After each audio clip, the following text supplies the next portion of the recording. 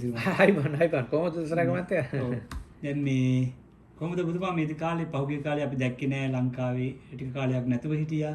දැන් අලුත් තොරතුරු කොහොමද? නෑ ටික දවසක් මේ පැත්තේ හිටියේ නෑ මාස දෙකක් විතර. දීර්ඝ කාලයක් නෙමෙයි. ඉතින් ඇවිල්ලත් දැන් සෑහෙන කාලයක් වෙනවා. ඉතින් පොඩි නිවාඩුවකටත් එක්ක ගියා මේ මගේ මුණුපුරෙක් එහෙමත් ඉන්නවා. ඉතින් බලලා එන්නත් එක්ක ගියා. ඔව්. ඒ ගොඩක් සතුටින් ඉන්නේ නැති කියලා අපි හිතන්නේ. ඒ ගොඩක් සංවර්ධිත රටක් නිසා. මෙහෙමයි ඉතින් සතුට කියන එක ඇත්තට මේක අර සාපේක්ෂයිනේ. හැමතිස්සෙම මේක සාපේක්ෂ දෙයක්. සතුට දුක සතුට හැමදේම. ඉතින් එහෙ හිටියත් සතුට ලැබෙන්න පුළුවන්, මෙහෙ හිටියත් සතුට ලැබෙන්න පුළුවන්. ඒක නම් ඒ තරම් ගැටලුවක් නැහැ. නමුත් ඉතින් අර වෙනස් අත්දැකීමක් අනිත් එක ඒ හැරෙන්න එහෙ හිටියයි කියලා මම අර මෙහෙ උතුරා පිනායන ප්‍රමුතු ප්‍රීතියක් නැහැ. ඉතින් අර අලුත් දෙයක් අත්දැකීම තමයි තියෙන්නේ. ඒ හැරෙන්න වෙන විශේෂ ප්‍රීතියක් නැහැ. මොකද බාහිර ලැබෙන මේ සැප සම්පත් බාහිර දේවල් මත සතුට හෝ ඒක තීරණය වෙන්නේ නැහනේ. ඔව් ඒදී මොනවද ඔබතුමා දැක්ක අලුත් දේවල් මොනවද? අලුත් දේවල් කියලා කියන්නම මම දන්නේ නැහැ අලුත් පරණද කියලා. ඒත් එකම දේ තියෙන්නේ අර දැන් අපි බලමු අපේ රටෙත් අපි හැමතිස්සෙම කතා කරන්නේ දසනායක මහත්තයා මේ සිස්ටම් චේන්ජ් එකක් ගැන අපි කතා කරනවානේ.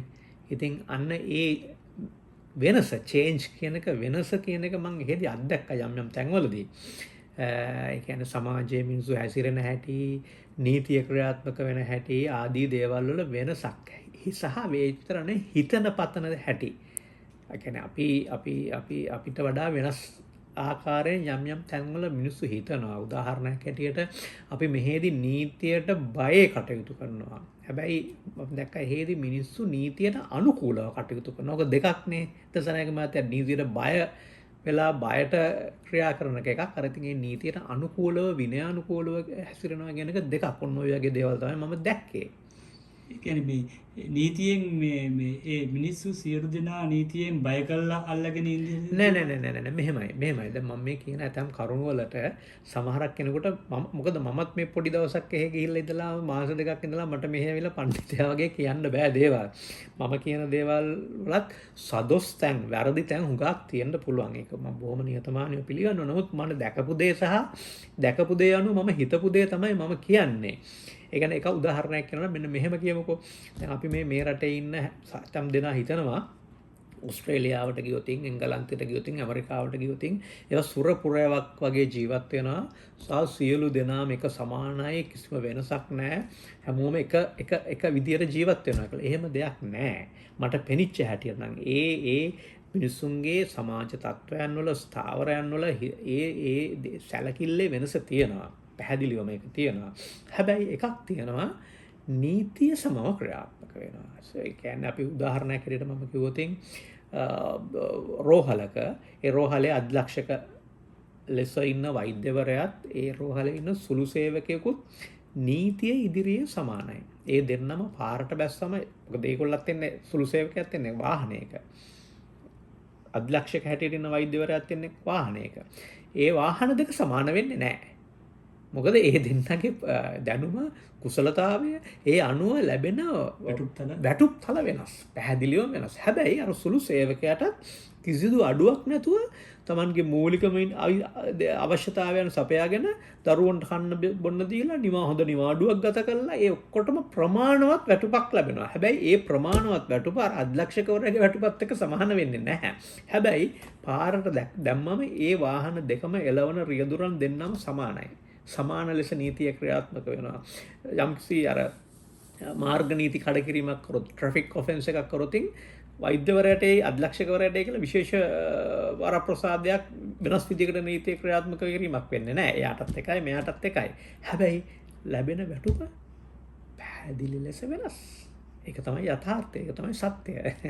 ඉතින් ඔබතුමාට ආසයිනේ මේ වගේ රටක ජීවත් වෙන එක අපි හිතන්නේ ගොඩක් මේ සංවර්ධනයටක ජීවත් වෙන්නේ ගොඩක් හොඳයි නේද? ඉතින් මේ රටවල මෙහෙමයි. ඉතින් ඒ රටවල් වල අර මම ඒකයි කියන්නේ හැමතිස්සෙම දැන් මගේ ළමයාත් ඒ රටට යනකොට මම එයාටත් කිව්වේ එහෙ ගිහිල්ලා සියලු දේ ප්ලස් වෙන්නේ නැහැ. ධන ඍණ හැමතැනම තියෙනවා. මෙහෙ ධන ඍණ තියෙනවා, එහෙත් ධන ඍණ තියෙනවා. හොඳ නරක හෙත් තියෙනවා. ඉතින් එතකොට ඒ වගේ රටක ජීවත් වෙනකොට දරුවෙක් ගියාම එයාගේ ජීවිතේ යම්කිසි දෙයක් හිමි වෙනවා. අර ඒගොල්ලන්ගේ මූලික අවශ්‍යතාවයන් සපය ගන්න පුළුවන්, නීතිය සැමට සමානව ක්‍රියාත්මක රටක ජීවත් වෙන්න පුළුවන්, දරුවෝ උගන්වන වෙලාවට දරුවන්ගේ අධ්‍යාපනය බොහොම ක්‍රමාත්මකව උගන්වන්න පුළුවන්. වෙන එකත් අනිත් පැත්තට බැලුවොත් සෞඛ්‍ය සේවය ආදී බොහෝ දේවල් ඉතාම ඉහළ තත්ත්වයක තියෙනවා. හැබැයි ඒ රටක ජීවත් වෙනකොට අපිට යම්කිසි දෙයක් අහිමි වෙනවා. ඒක තමයි ඇත්ත. ඒක රටක් ගිහලා පුරවැසි භාවය ලබාගෙන ඉන්න අපේ දරුවන්ටත් ටික කලකට හරි ගිහිල්ලා ඉන්න දෙමව්පියෝ වගේ අපි අයටත් දෙගොල්ලන්ටම දෙයක් දකින්නවා. හැබැයි ඒ වගේම දෙයක් අහිමි වෙනවා. ඒක මම හොඳට දැකලා තියෙනවා. මොකද ඒ අහිමි වෙන විශේෂයෙන් ඔය රට දාලා ගිහිල්ලා වෙනත් රටවල් වල ස්ථීර පදිංචිය එහෙම නැත්නම් පුරවැසි භාවය අරගෙන ජීවත් වෙන අයට ඒගොල්ලන්ගේ ජීවිතයේ අහිමි වෙන දේ ජීවිතේ නැවත කවදාවත් ලබා ගන්න බෑ. මම ඒක ඇස් දෙකෙන් දැකලා තියෙනවා. මීට දැන් අද මේ හුඟක් අය මේ රට යන්නේ. නමුත් මීට අවුරුදු 35කට එහා පැත්තේ රට ගිහපු අය මම දන්නවා රට මෙච්චර අමාරු නැති කාලේ. ඒ ගිහපු අය බොහොම හොඳ ජීවිත ගත කරා. අද ඒගොල්ලෝ වයසට ගිහිල්ලා හැබැයි ඒගොල්ලන්ට ඒ දැන් තමයි තේරෙන්නේ අර දරුවෝ වෙන් වෙලා විවාහ වෙලා ගෙවල් වලින් ගියාට පස්සේ දැන් තමයි ඒගොල්ලන්ට මතක් වෙන්නේ අඩේ අපේ ජීවිතවල යම් කිසි දෙයක් අහිමි වුණානේ කියලා. ඒ අහිමි වෙච්ච දේ නැවත ආපහු ගන්න බෑ. උදාහරණයක් හැටියට කියනවා නම් ඒ මීට අවුරුදු 35කට 40කට එහා ගියපු අයගේ දෙමව්පියෝ ඒ වෙලාවේ රටේ ඉන්නේ. හිටියේ මේ ලංකාවේ මේ රටේ. ඉතින් ඒගොල්ලන්ට මේ දෙමව්පියොත් එක්ක තමන්ගේ දෙමව්පියොත් එක්ක ගත කරන්න තිබිච්ච කාලය, දෙමව්පියොන්ගේ අවසාන කාලයේ උන්ව රැක බලා ගන්න තිබිච්ච අවස්ථාවන් වගේ දේවල් අහිමි වෙලා තියෙනවා. ඒක දැන් ආපහු ගන්න බෑනේ. ඉතින් ඒ වගේ තමයි අර අහිමි වෙන දේවල් තියෙනවා. ඊට පස්සේ මට හිතෙනවා මේක මට හිතෙන දෙයක් කියන්නේ මම අර එකයි ඉස්සෙල්ලත් කිව්වේ මම කියන දේ හරි දේවල් තියෙන්න පුළුවන් වර්ධි දේවල් තියෙන්න පුළුවන් කොච්චර වුණත් සුද්දෙක්ගේ රටක ජීවත් වෙනකොට අපි දුමුරු මිනිස්සු. ඉතින් එතෙන්දී ඒගොල්ලෝ පෙන්වන්නේ නැහැ නීතිය කොතනකවත් අර අපිට වෙනම ක්‍රියාත්මක කරන්නේ අපිට හිත රිදෙන දෙයක් කියන්නේ නැහැ. නමුත් මට හිතෙනවා ඒ සුද්දගේ හිත ඇතුලේ පොඩි වෙනසක් තියෙනවා අර දුමුරු මිනිහා දැක්කම. මම හිතන හැටියට ඒක ඉතින් කෙනෙකුට එහෙම නැහැ කියන්න පුළුවන්. නමුත් ඒක තමයි මට පෙනෙන හැටියට නම් යථාර්ථය. දෙන්න දැන් අපිට ඔබතුමා මේ රටේ ඉන්න මිනිස්සුන්ට ඔය දැන් මේ රටේ ඉන්න හැමෝටම දෙන පණිවිඩය මොකද්ද මේ? පණිවිඩ දෙන්න නැහැ. මම පණිවිඩකාරයෙක් නෙවෙයිනේ. පණිවිඩ දෙන්න මට නිකන් මෙන්න මේව කියන්න පුළුවන්. මට ඉතින් සාමාන්‍යයෙන් මට හිතෙන දෙයක් නිකන් කියලා දෙන්න පුළුවන්. ඒක පණිවිඩයක් හැටියට කියන්න බෑ. මොකද මම පණිවිඩ දුන්නා කියලා අහන එකක් නෑ මේ රටේ. ඒක තමයි ඇත්ත. මොකද ඇතැම් වෙලාවට මම ඉස්සර හිතුවා අනිත් අයට පණිවිඩ දීලා අනිත් අයට අවවාද අනුශාසනා කරලා අනිත් අය හදාගන්න පුළුවන් කියලා. නමුත් මේ අවුරුදු 25 මාත් එක්ක එකටම වැඩ කරමු. මගේ මේ ළඟින්ම වැඩ කරන සේවක සේවිකාවන් පවා මං හිතන විදිහට අදටත් හදාගන්න බැරි වුණා නම් මං හිතනවා මට අනිත් අය මිනිස්සු හදාගන්න බෑ. ඉතින් මොකද මම එකක් තමයි මම එදා ඉඳන් මම වෙලාවට වැඩ කරනවා කියන එක මගේ ඇඟේ ලේ ඇට මස් නහර වලට ගියපු දෙයක්. ඒක අපිට ඉගන්නුවේ පොඩි කාලේ එකක් තමයි මගේ තාත්තා රෙද්ද බැනීම දුව මිනිස්සයා. හැබැයි ආ ඉගෙන ගත්තේ සුද්දගේ ඉස්කෝලේ. ඉතින් අර සුද්දගේ ආభాෂය තිබිලා එයත් හරියට හරිම වෙලාවට වැඩ කරන කෙනෙක් මගේ තාත්තා. ඊට පස්සේ මම ගියේ රිච්මන්ඩ් විද්‍යාලයට. ඒ රිච්මන්ඩ් විද්‍යාලේ මම යන කාලේ වෙනකොටත් ගුරුවරු කීප දෙනෙක් හිටියා. සියලු දෙනා නොවෙන්න පුළුවන් කීප දෙනෙක් හිටුවා. අර කලින් පැරණි සුද්දගේ ආభాෂය තිබිච්ච ඒගොල්ලෝ අපිට වෙලාවට වැඩ කරනවා කියන එක හරියට ඉගන්නුවා.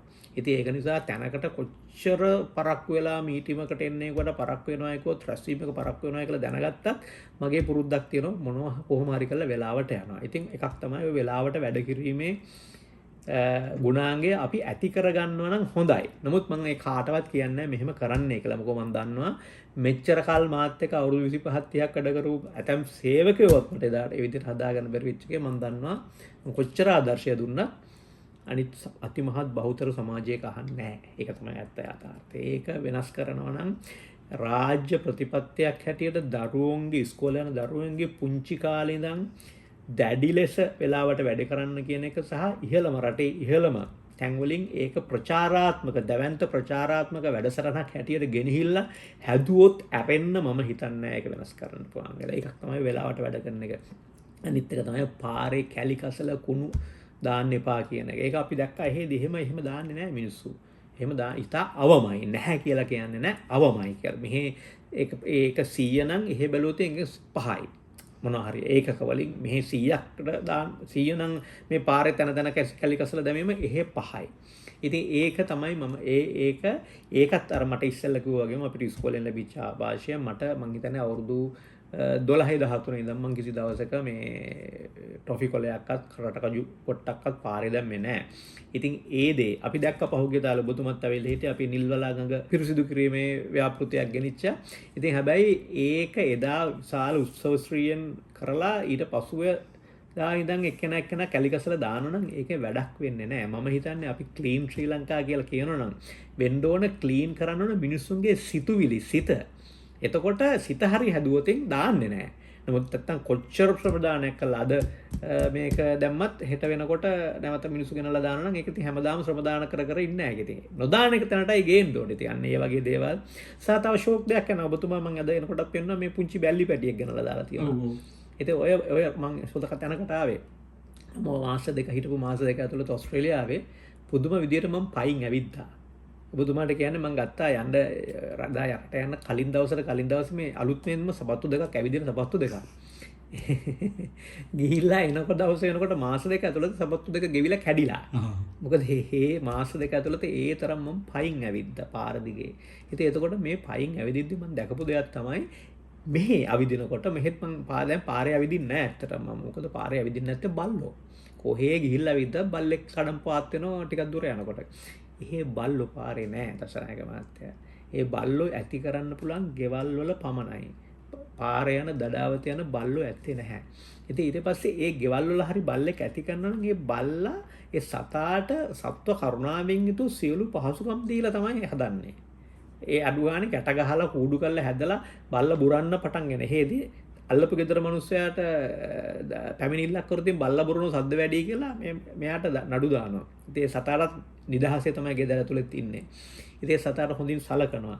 මෙහෙ එහෙම නෑ මම දැකලා තියෙනවා මිනිස්සු ගෙදර හදන බල්ලත් ගැට ගහලා ඉන්නවා. පැය 24 ගැට ගහලා ඉන්න බල්ලෝ මම දැකලා තියෙනවා. හරීම ඒක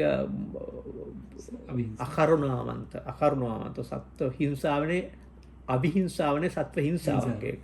ඊට පස්සේ කොච්චර බලන්න පාරේ බල්ලෝ අතෑරලා බැල්ලි පැටියෙක් ගෙදරක ඉපදුණොත් මොකද්ද අපේ මිනිස්සු කරන්න ගිහිල්ලා පාරට ගිහිල්ලා තාරිනවා. දැන් අර ඔබතුමා එනකොට දැකපු බැල්ලි පැටිය හරි ෂෝක් බැල්ලි පැටිය. කවුරු හරි ගෙනල්ලා මගේ ඉඩමට දාලා ගිහිල්ලා. දැන් මොකද කරන්නේ ඉතින් යාට? අපි සතුට ගාන්නේ නැහැ. මට කරදරයක්. ඔක්කොම ඇත්ත. ඉතින් නමුත් තව ටික දවසක් ගිහිල්ලා සතා ලොකු වුණාම ප්‍රමාණවත් වයසට ආම අපේ මේ පශු වෛද්‍ය මහත්මයෙක් ළඟට එක්ක ගිහිල්ලා හරි බැල්ලිගේ ඔපරේට් කළා.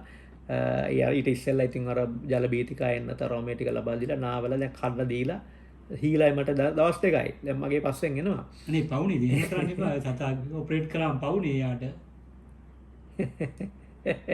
මොකද්ද පහු සිද්ධ වෙන්න කියන්න බලන්න. නෑ ඉතින් මම කියන්නේ පවුනේ යා ඔපරේට් කරායින් පස්සේ එයාගේ ඒ අවශ්‍යතාවය ටික සිද්ධ කරගන්න විදියක් නැතුව එතකොට පාරේ ගිහිල්ලා දාලා වාහන වලට යට වෙන්න මිනිස්සු දකින මිනිහට කැට මුගුරු වලින් ගහන්න කන්න නැතුව තන අනාථ වෙන්න පණුව ගහන්න ඒක දානක පවක් නෙවෙයිද? අන්න ඔබතුමා කියපු ආකල්පමය වෙනස. අන්න ක්ලීන් ශ්‍රී ලංකා. අන්න එතන ක්ලීන් වෙන මිනිස්සුන්ගේ ඔළුව. මොකද සතා ඔපරේට් කරයි කියලා කිසි පවක් මගේ හැඟීම නම් දෙන්නේ නැහැ. බුදුහාමුදුරුවෝ කිව්වේ චේතනහම් බික්ඛෝ වේති කියලානේ. ඒක නම මගේ චේතනාව තියෙන මේ සතා දුක් විඳින එක නවත්තන්න. ඒ සතාගෙන් තව සත්තු හැදිලා පාරේ දුක් විඳින එක නවත්තන්න. ඒ ඇරෙන්න ඒ සතා වඳ කළා දාන එක නෙමෙයි.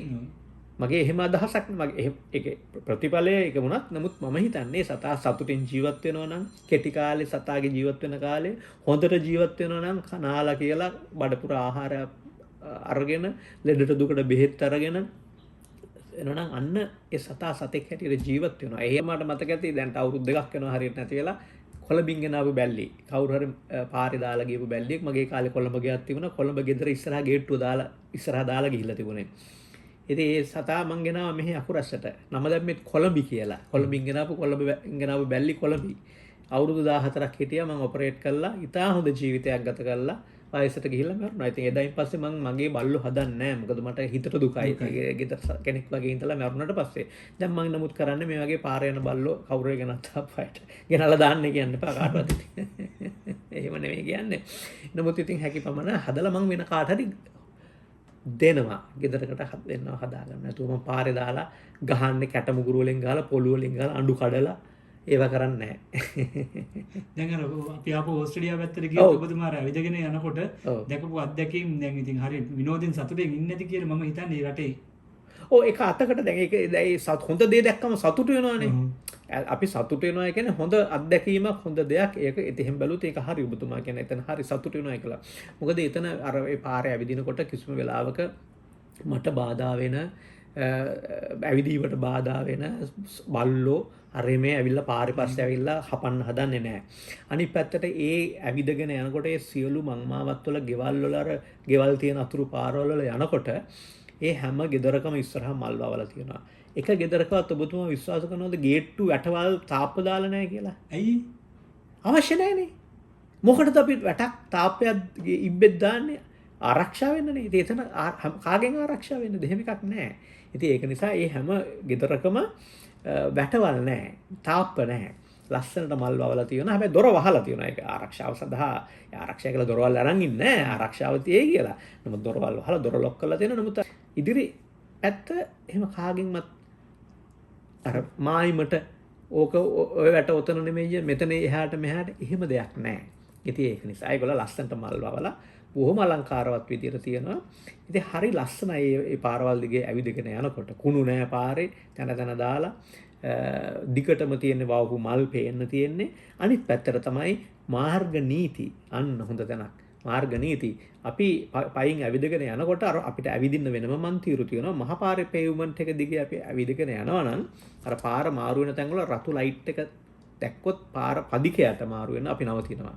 එතකොට කොළ ලයිට් එක වරනම තමයි අපි යන්නේ. හැබැයි අපි පාරේ යනකොට කොළ ලයිට් එක කරලා අපි වැට කරගෙන යන්නේ කතාව කවුරුවත් එන්නේ නැහැ. ඉතින් ඒ විනය, ඒ ඉවසීම, ඒ අර හික්මීම කියන එක ඉතා හොඳින් මම දැකලා තියෙනවා එතෙන්දී.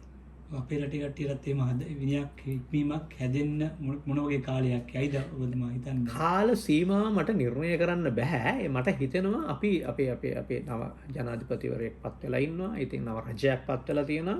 විශාල වැඩ කොටසක් අවංක අරමුණින් කරගෙන යනවා. අපිට ඒකත් පේනවා.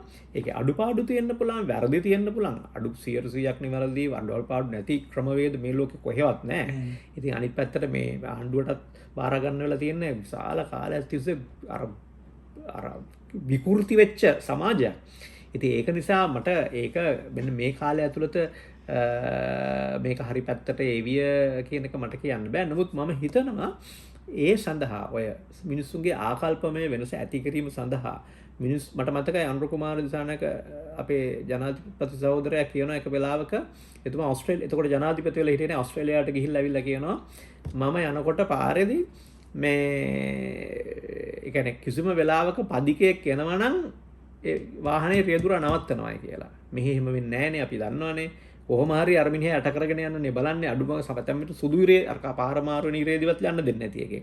ඉතින් මම හිතන්නේ ඒ සඳහා මේ රජය විසින් මීට වඩා ප්‍රචාරාත්මක වැඩසටහනක් ක්‍රියාත්මක කරනවා නම් මිනිස්සු දැනුම්වත් කිරීම සඳහා මම හරි කැමතියි. මට මතකයි අපේ අනුරු සහෝදරයා කිව්වා එක තැනකදී අර බස් එකකදී ගැබිනි මාතාවක් ආවතින් වයසක කෙනෙක් ආවතින් දකින්නකොටම නැගිටලා සීට් එක දෙන සමාජයක් තමයි අපි හදන්න ඕන කියලා. ඒව හදන්න පුළුවන් ක්‍රම දෙකයි. එකක් තමයි ළමයින් පුංචිම කාලේ එක වසරේ හෝ ඊටත් ඉස්සෙල්ලා ඉඳන් ඉස්කෝලවල මේක දැඩි ලෙස ක්‍රියාත්මක කරනගෙන ළමයින්ට ගහලා බැලලා නෙමෙයි ආදර්ශය දීලා. ඉතින් ඒක ලොකු ප්‍රචාරාත්මක වැඩසටහනක් හැටියට ගෙනියන්න පුළුවන් නම් තන තන කුණු දාන්න එපා. මම ඔබතුමාට එකක් කියන්නම්. අපි කුඩා කාලේ අපි දැකලා තියෙනවා පාරේ මිනිස්සු සිගරට් බොනවා. කිසි ප්‍රශ්නයක් නැහැ. බස් වලත් සිගරට් බොනවා. අද ඒක නැහැ නෑ කිසි දෙයක් කියන්නේ. අඩුම ගානේ පාරකවත් එහෙම පාරක් අයින් ඉඳන් සිගරට් බොන්නේ නැහැ. හෝටල් එකකට කන්න ගිහිල්ලා සිගරට් බොන්නේ නැහැ. සිගරට් බොනවා නම් එළියට ගිහිල්ලා වෙනම තැනක ඉඳන් බොන්නේ. ඒක හැදුවේ කොහොමද? ප්‍රචාරාත්මකව. බලන්න එතන කල්පේ වෙනස් කරලා තියෙනවා. එහෙමනම් මේකත් කරන්න පුළුවන් බැරි කමක් නැහැ. කාල සීමාවක් මට දෙන්න බැරි වුණත් හැබැයි ඒක මීට වඩා මට හිතෙනවා මේ රට හදනවා නම් භෞතිකමය දේවල් සංවර්ධන ව්‍යාපෘති ඒ දේවල් ඔක්කොම එක්ක ළමයි පුංචි කාලේ ඉඳන් වයසට ගියාට පස්සේ මේක හදන්න බෑ. පුංචි කාලේ ඉඳන් මේ කුණු දාන්න එපා කියන එක, වෙලාවට වැඩ කරන්න කියන එක ඉස්කෝලවල ගුරුවරුන්ට අවධාරණයක් කරලා ඒගොල්ලන්ට වෙනම පුහුණුවක් ලබා දීලා විශේෂයෙන් බාලාංශ පන්තිවල ගුරුවරුන්ට සහ අනිත් සියලු දෙනාට රජයේ කාර්යාලවල දවන්ත ප්‍රචාරාත්මක වැඩසටහනක් අර මම ඔබට හොඳ උදාහරණයක් කියන්නම්. අපි කල්පනා කරමු මේ ඔය මේට පෙර අපි දන්නවනේ ඔය අපේ යුද්ධය දිනුවනේ මහින්ද රාජපක්ෂ ජනාධිපතිවරයා හුනේ නායකත්වය දුන්න අපි ඒක පිළිගන්න බෑ ඒක අපි නැතේ කියන්න බෑ. හැබැයි ඔහුගේ කාලය ඇතුළත ඔය යුද්ධය සඳහා මිනිසුන්ගේ සිත් සකස් කිරීමේදී ප්‍රචාරාත්මකවත් විශාල වෙනසක් කරානේ. අර අපි වෙනුවෙන් අපි කියලා වැඩසටහන අරගෙන අර මුහුද දෙබෑ කරන සින්දුව මිනිස්සු අතරට දාලා දැඩි ප්‍රචාරාත්මක වැඩසටහනක් ගෙනිච්චා. ඒකෙන් තමයි මිනිස්සුත් ලෑස්ති වුණේ කමක් නැහැ අපි මේ ඕන දුෂ්කරතාවයක් විඳගෙන මේක ජයග්‍රහණය කරන්න මේ ජනාධිපතිතුමාට මේ ආරක්ෂක හමුදාවට සහයෝගය දෙමු කියලා මට හොඳට මතකයි. ඊට ඉස්සර කාලයක් තිබිච්ච ආකල්පමය නෙමෙයි ඔය කාලේ 2005න් පස්සේ 5 ඉඳන් 9 වෙනකම් මිනිස්සු අතර තිබුණේ. කමක් නැහැ. ඕන දුකක් අපි විඳින්න මේක ඉවර කරන්න අපි සහායක දෙනවා අපි ඕමන කැපකිරීමක් කරන්න කියන තැනට අන්තිමට ආවා. ඒක හැදුවේ ප්‍රචාරණය. මොකද ඔය වෙළඳ ප්‍රචාරණයේ බලන්න වෙළඳ ප්‍රචාරණය කියන එක වෙනම කලාවක් වෙනම විද්‍යාවක්. ඉතින් ඒ වගේ මුළු රටක ජන සමාජයක විඥානය වෙනස් කරන්න පුළුවන්. ඒකට මම හිතනවා දැනට කරන මේ ප්‍රචාරණාත්මක යුද්ධය ප්‍රචාරණාත්මක පෙරමුණ මදි කියලා මට හිතෙනවා.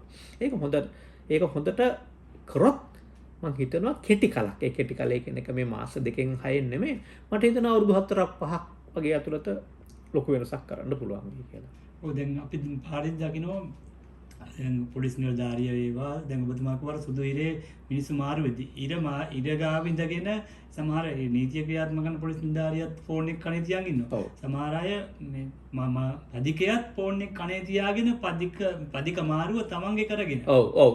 ඒ වගේම අනිත් එක දැන් උදාහරණයක් අකුරැස් ඉඳලා අමලගොඩ හන්දියට එන්න આવොත් වැඩි බස් දෙකකට විතර අපිට ඉස්සර කරගන්න විනාඩි 15ක් වෙනවා අමලගොඩ හන්දියට එන්න. හරියට. ඔබතුමා මොකද්ද මේකට අපි කරන්න ඕන කියලා දැන් අර කියපු කාරණාත් එක්ක එකතු කරමු බලන්න යමු. එකම දේ තමයි මම ඔබතුමාලා ෂෝක් දෙයක් කියන්න. මීට සුමාන 2-3කට ඉස්සෙල්ලා මම කතා කරා එක්තරා මම නම කියන්න කැමති නැහැ එක්තරා දැවැන්ත ව්‍යාපාරිකයෙක්.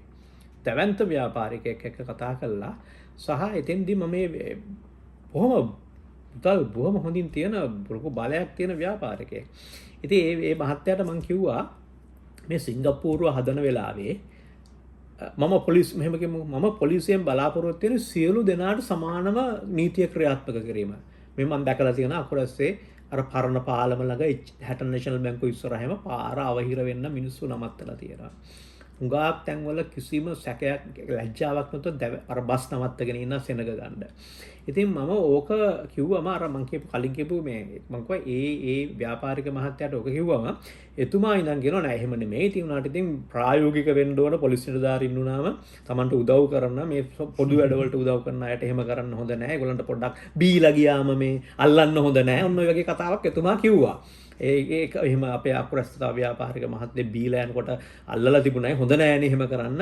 ඉතින් මම එයාට කිව්වා ඔබතුමා දන්නවද මේ සිංගප්පූරුව අපි මේ සිංගප්පූරුවයි ලංකාව ඒ කාලේ ඉඳන්ම කියන්නේ ලංකාව සිංගප්පූරුවක් කරන කතාව ඩී.ආර්. ජයවර්ධන මහත්තයාගේ නේ කතාව තිබුණේ.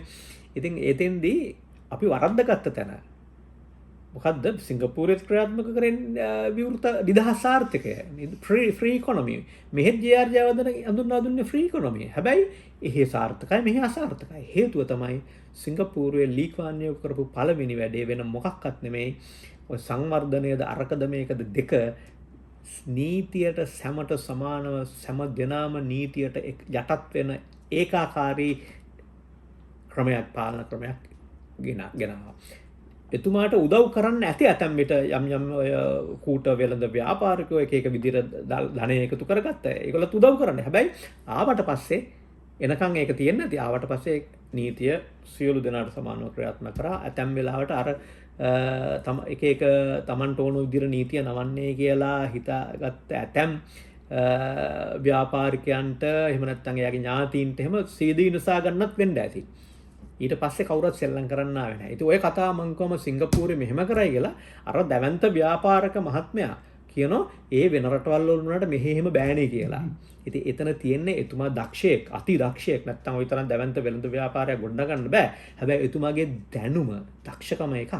එතුමාගේ අත්දැකීම් ලෝකය දැකපු කමේ පොඩි අඩුවක් තියෙනවා. එතුමා දන්නේ නැහැ ලෝකෙ මෙහෙම දේවල් වෙලා තියෙයි කියලා, මෙහෙම දේවල් කරලා තියෙයි කියලා. ඉතින් ඒක නිසා මම කියන්නේ ඔය ඔබතුමා අහ ප්‍රශ්නෙට මේ නීතිය සියලු දෙනාට සමානව ක්‍රියාත්මක කරනවා නම් මේ අපි මොකද නගරයේ සුබ සාධන කටයුත්තකට එයා උදව් කරයි කියලා එයාට බීලා යන්න ඉඩ දෙනවා නම් එයාට පාරව හිරෙන්න නාහනේ නවත්තලා දෙනවා නම් ඒව බෑ. යාළුකම් වෙනයි නීතිය වෙනයි. අර ලී ක්වාන් යූ කරේ වෙන මොකක්වත් නෙමෙයි නීතිය සමට සමානව ක්‍රියාත්මක කරන ඔය හොරකම් මරකම් දූෂණ වංචා ඉබේ නවතිනවා. ඒව නැවතුනාට පස්සේ 99.9% නැවතුනාට පස්සේ රට දියුණු වෙයි.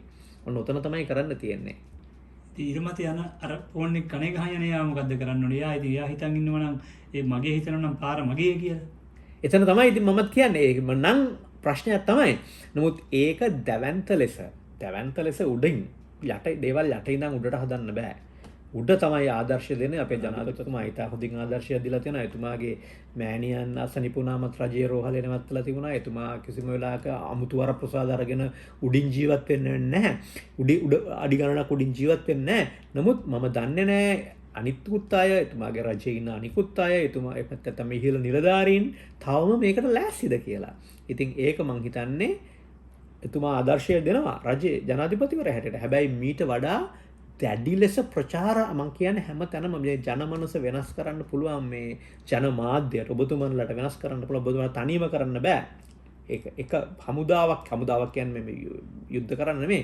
ඒකාකාරී ලෙස සියලු දෙනා එකතු වෙලා ජනමාධ්‍ය මෙහෙයුමක් කරොතින් රජයෙන් අනුග්‍රහය ඇතුළත මං හිතන්නේ කරන්න පුළුවන්. ඒකත් එක්කම නීතිය සමාන ක්‍රියාත්මක වෙන්න ඕන. අර මං ඉස්සෙල්ලා කියපු වැරදිලවත් ඒ මහත්තයා මෙහෙමත් කතා කරුවා.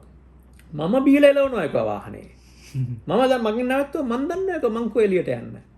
ඉතින් ඒ එතුමාගේ ධනවතෙක් දක්ෂයෙක් මම පිළිගන්නවා. හැබැයි එතුමාගේ මන් දන්නේ මොකක්ද එකක් අඩුවක් නිසා තමයි එහෙම හිතන් ඉන්නේ. මොකක් හෝ මුහුකුරානෝ යමක් වෙන්න පුළුවන් නේ. ඒ ඔබතුමා හරිය වචනේ හරිය. මුහුකුරානෝ යම වෙන්න පුළුවන්. මේ මහත්මයාගේට අවශ්‍ය වුණා පිටරට ඉන්න යම්කිසි කෙනෙක්ගෙන් නීතිමය ලියවිල්ලක් ලංකාවට ගෙන්න ගන්න. අර කොවිඩ් තිබුණේ. ඒ කාලේ ගුවන් ගමන් නතර වෙලා හරිම අපහසුයි අඩු ගානේ ලිපියක් කූරිය කරන්නවත් අමාරුයි. හැබැයි ඒකේ අර කොපියක් හරියන්නේ සත්‍ය පිටපතක් නෙමෙයි මූලික පිටපත තමයි අවශ්‍ය වෙලා තිබුණේ. ඉතින් මේ පිටරට හිටපු යම්කිසි කෙනෙකුට කියලා ඒ රටේ නීතිඥයෙක් ඉස්සරහා සහතික කරලා ලිපිය ඒ ලියවිල්ල ලංකාවට ගෙනාවා. ලංකාවට ගෙනාම මේක ගිහිල්ලා ලංකාවේ එක්තරා දෙපාර්තමේන්තුවක මේක ලියාපදිංචි කරන්න ඕන. ඉතින් ඒක ගිහිල්ලා දුන්නා.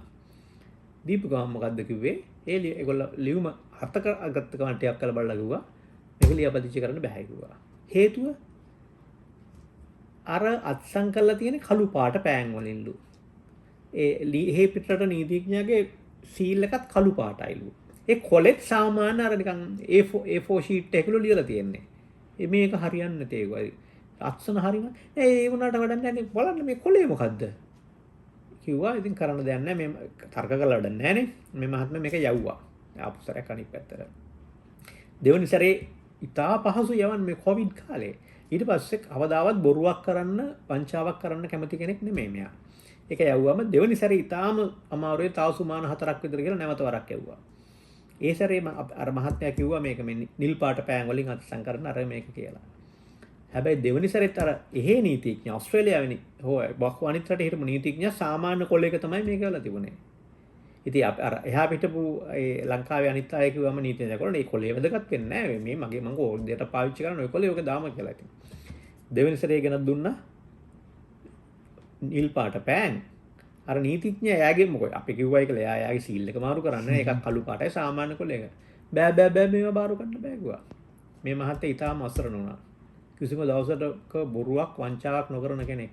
එයා මොකද්ද කරේ? අර කියන සුදු නීතිඥයාගේ සීල් එක Taman දන්න කෙනෙකුට කියලා හොරට කැපෙව්වා ලංකාවේ. ඊට පස්සේ ගිහිල්ලා කඩේකට ගිහිල්ලා ඉතාලම හොඳ වටිනා කොලයක් ගත්තා. අරගෙන මේ කෙනෙකුට ගෙනල්ලා ලංකාවේ කම්පියුටර් වැඩ කරන කෙනෙකුට කියලා එයා අරක ටයිප් කරලා print කරෙව්වා. අර ලස්සන කොලේ. ඊට පස්සේ අර එහෙ සුද්දා නීතිඥයාගේ සීල් එක කැපෙවේ හොඳ ලස්සනට අර නිල් පාට. ඒකත් ගහලා අර අත්සන් ටික ඔක්කොම ගහලා දුන්නා. අර කීප කාර්යාලයට. මේක හරි කිව්වා. වැඩේ කරුණා. ලියාපදිංචි කරා වැඩේ කරුණා. එතකොට එහෙ මිනිසුන්ට කොලේ වැදගත් වෙන්නේ නැහැ. අත්සන් කරපු පෑනි තින්ත පාට උන්නේ නැහැ. හැබැයි ඒගොල්ලෝ දන්නවා කෙනෙක් මේ ගෙනත් දෙන්නේ හරි දෙයක් කියලා. විශ්වාසය, අවංකකම, සිස්ටම් එක හරි. මෙහෙට ඕන කියන්නේ ඒකක්වත් නෙමෙයි. ලස්සන කොළ, හොඳ පෑන්, පාට පෑන්, මෙන්න මේ මම මේ කියන කතාව 100% සත්‍ය කතාවක්. මට නම් ඔබතුමා කියපු කතාවෙන් තේරුනේ මේ එයාට ඕන උනේ අතයට යම් සප්පායමක් ගන්න සන්තෝෂයක්. ඒක ඉතින් මට කියන්න දන්නේ නැහැ. මොකද මම එයාව හම් වෙලා අඳුරන්නේ මගේ සම්බන්ධය නැහැ නේ ඔය සිද්ධියට. නමුත් අර මහත්මයා මට කියපු සිද්ධේ ඉතින් එක එක්කෙනාට කැමති විදිහට අර්ථ දක්ව ගන්න පුළුවන්. නමුත් ඉතින් ඒගොල්ලෝ බලන්නේ වැඩ දිහා බලන්නේ ඔන්න ඔය ආකාරයෙන්. ඕකයි ප්‍රශ්නේ තියෙන්නේ. ඉතින් ඒකයි මම කියන්නේ මේ සිස්ටම් චේන්ජ්, ක්ලීන් ශ්‍රී ලංකා. ක්ලීන් මනසකින්, පිරිසුදු මනසකින් අර නීති අර ලංකාවේ අර මොකද්ද ලියාපදිංචි කරන දෙපාර්තමේන්තුවේ අය මේක දිහා බැලුවා නම් අරගේ මහත්මයා කියපු කතාව විශ්වාස කරා නම් වැඩේ ඉවරයිනේ. අන්තිමට මොකද්ද කරේ? කිසිම දවසක බොරුවක් කරන්න නැති බොරු ලියකිවිල්ලක් දෙන්න නැති අර මනුස්සයා අර බොරු ලියකිවිල්ලක් දුන්නා. ඒක හරි ගියා. යන්න ඔහොමයි වෙනස. කරගෙන ඉන්න පුළුවන් මේ විදිහට ඉන්න පුළුවන් කාලය කෙටි. ඉතින් ඒක නිසා ඒ කෙටි කාලය ඇතුළත අර වෙන කෙනෙකුට උගන්වන්න නම් මං ජීවිතේට තවත් යන්නේ ඒ පාඩම මං ඉගෙනගෙන තියෙන අනිත් මිනිස්සුන්ට උගන්වන්න ගියොත් කවුරුව ඉගෙන ගන්න නැහැ. අඩුම ගණන් එක කතාන්දරයක් හැටියට හරි මේක කියලා තියනවා. සතුටු ගොඩාක් දේවල් දෙනවා. අපි ඉදිරියේදී ඉඩ ලැබෙන හැටියට, අවස්ථාව ලැබෙන හැටියට ඒවත් කතා කරමු. බොහොම ස්තුතියි ඔබතුමාට. සුන්දර දවසක් වේවා. එසේම සුබ අලුත් අවුරුද්දක් ලබන්නා වූ අලුත් අවුරුද්ද. ඔබටත් එසේම වේවා. හොඳයි.